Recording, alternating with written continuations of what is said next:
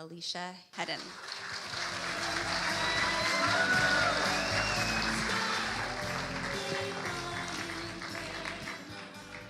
Good evening. So when I look back at my life and I look at where I am today, I realize how much numbers play an important part of my life. From the experiences as a child to today being a business development manager in a high-tech industry. But before I get into all that, I want to share a little bit about myself and who I am at the core. I'm the daughter of a single mother. I'm the granddaughter of a widow. Born and raised in a Catholic family where going to church on Sunday was the norm, and I'm the product of a Catholic education system. I grew up watching my mother work tirelessly to provide a life for us that she knew we deserved, at the largest sacrifice of it all, which was time with her children. My father was a terrible man, a thief to many and a liar to most. He spent most of my life in the prison system. This is also a man responsible for stealing the life insurance money from my grandmother, whose husband, my grandfather, was brutally murdered in their driveway. 5, Terry, my stepfather. Now, Terry's a man that had an impact in my life far greater than I'd like to give him credit for, but it is what it is. 5 is the number of pounds I wasn't allowed to gain more than when I went to go visit my grandma in Oregon over the summer. In fact, I was weighed when I left and I was weighed when I got back, and we all knew there were consequences to pay had I gained that weight.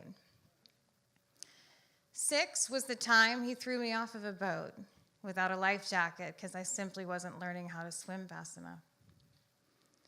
6 is almost also the time that my mom left his ass and we never saw him again.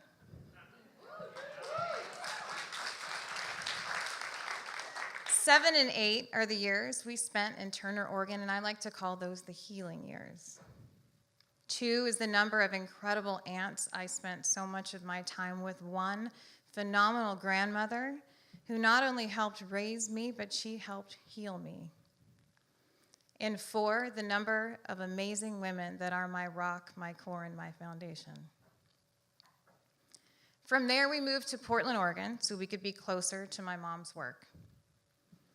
8 to 5 and 6 to midnight are the hours I watched her work on a daily basis to put a roof over our head. But that's also when my life began to change again.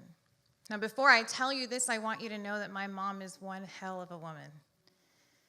She is who I am today.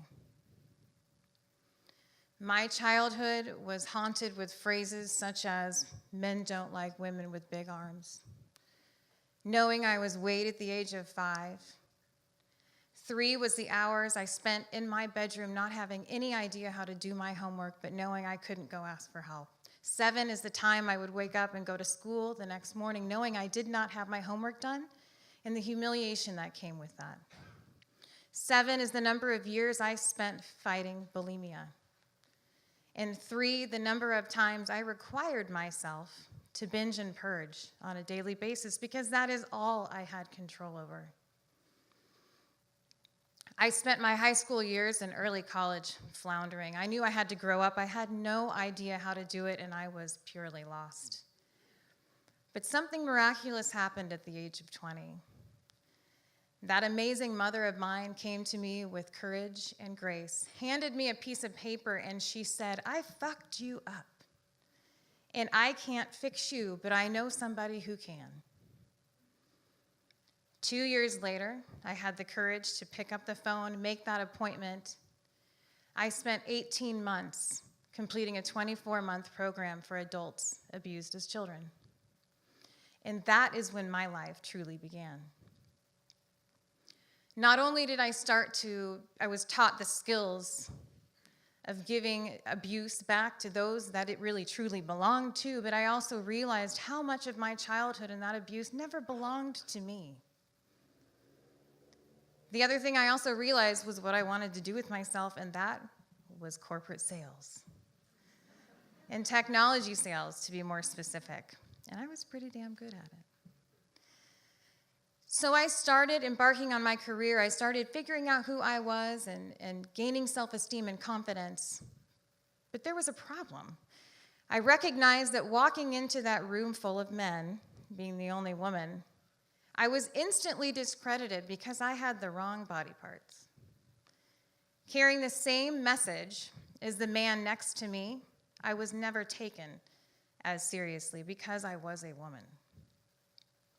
So how was I going to change this? I hated it. I couldn't stand it. How was I going to fix this? And I figured it out. I started to study my competition. I studied my enemies, and I kept my enemies closer than my friends. I figured out how to be an expert in my craft. I started with certifications. I spent $1,500 a year on personal improvement, self-improvement. I became one of the highest certified women in my region in the technology space. And that is how I became so goddamn good they couldn't ignore me. So through the years, several years later, I was blessed with two amazing little boys, Dominic and Mason. And I can tell you, life shows you a lot of lessons, but there aren't many more more impactful, really, than being a mother. Besides the excitement of knowing I was going to spend my life with my two little sidekicks, my little ducklings, I was incredibly excited about the fact that I had a clean slate to start over with. I could teach them to love themselves, and before you can love others, you have to accept yourself. I could teach them that self-worthiness was number one, that kindness and compassion never get old. And more importantly, that woman standing next to you at the table deserves to be there just as much as you do. At 32, I stepped into the doorway of Rosemary Anderson High School. Greeted by a beautiful face and an introduction to Joe McFerrin, the president, I found an instant connection in that place, and I wasn't really sure why, but I was going to find out. I started to understand the mission and figure out what the campuses were about and the organization, and I instantly fell in love, and I knew there was more. I started visiting all the campuses, starting to know the staff. I began to volunteer, became a donor, and as of last year, I was nominated to the board of directors, one of my proudest moments.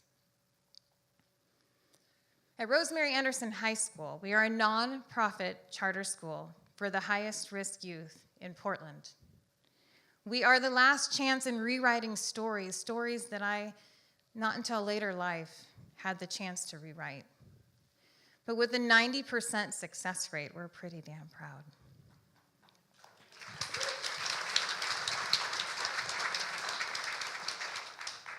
So I stand in front of you as a career mom, a mother of two incredible children, a community advocate, and there's many lessons I have learned along the way, many lessons I've tried to instill in my children.